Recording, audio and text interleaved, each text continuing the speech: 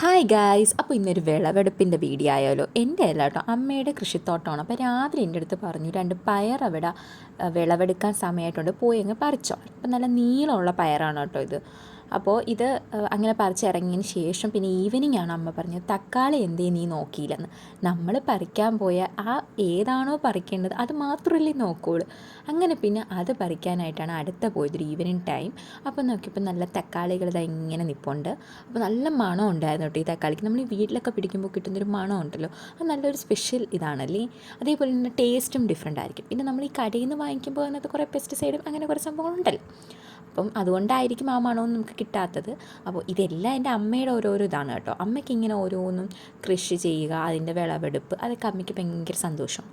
അതുപോലെ തന്നെ വേറൊരു കാര്യമാണ്, അമ്മയ്ക്ക് ഇതൊക്കെ വീഡിയോ എടുക്കുന്നതും ഭയങ്കര എന്തോ ഒരു സന്തോഷം കൊടുക്കുന്ന കാര്യമാണ്. അപ്പോൾ പിന്നെ നമുക്കൊരു കണ്ടൻറ്റുമായി, അമ്മയ്ക്കൊരു സന്തോഷം. അപ്പോൾ അത്രയേ ഉള്ളൂ ഗൈസ്, ബൈ.